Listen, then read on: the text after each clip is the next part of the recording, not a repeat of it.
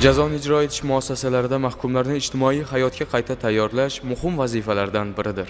Bugungi kunda bu borada turli amaliy tashabbuslar yo'lga qo'yilgan. Jumladan, 5-mintaqaviy muvofiqlashtirish markazi tasarrufidagi koloniyalarda hunar o'rgatish orqali mahkumlarning bandligini ta'minlash va ularni kasbga yo'naltirish borasida tizimli ishlar olib borilmoqda. Ya'ni 15 dan ortiq yo'nalishda kasb-hunar to'garaklari, 5 ta xorijiy til to'garaklari faoliyati yo'lga qo'yilgan bo'lib, ushbu jarayonda tajribali mahkumlar o'z bilim va ko'nikmalarini boshqalarga o'rgatmoqda. Qolaversa, xohlovchi mahkumlar imtiyozli to'lov asosida viloyatdagi nodavlat ta'lim markazlarida kasb-hunarga o'qitilib, egallagan mutaxassisliklari bo'yicha diplomni qo'lga kiritishmoqda.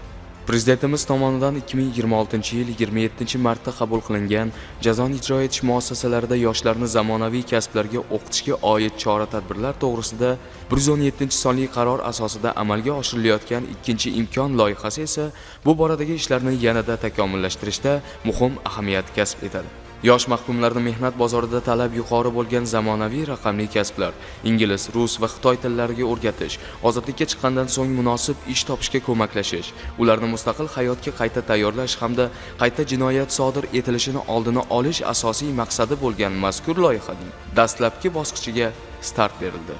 Xususan, 1-iyun kuni Jazoni ijro etish departamenti 5-mintaqaviy muvofiqlashtirish markazi tasarrufidagi 4-, 5-, 11-sonli jazoni ijro etish koloniyalarida test sinovlarini qabul qilish uchun jalb etilgan Unicos Soft mas'uliyati cheklangan jamiyati mutaxassislari tomonidan 18 yoshdan 30 yoshgacha bo'lgan qaror talablariga muvofiq keladigan nomzod mahkumlarga test topshirish tartibi va talablari tushuntirilib, test sinovlari olindi.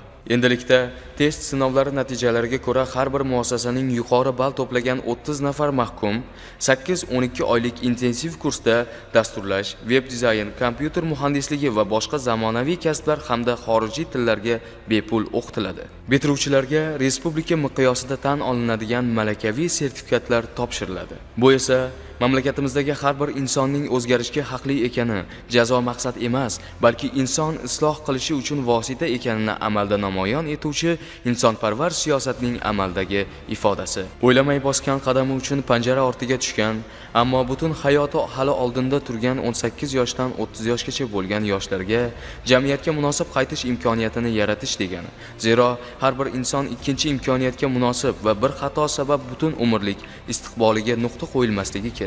Haqiqiy adolat nafaqat jazolashda, balki insonga munosib hayot kechirishi uchun sharoit yaratib berishdan namoyon bo'ladi. Xulosa qilib aytganda, loyihaning ijtimoiy samarasi beqiyos. Oilalarga o'z farzandlari va jigarlari qaytadi. Jamiyat esa yangi malakali mutaxassislar bilan boyiydi.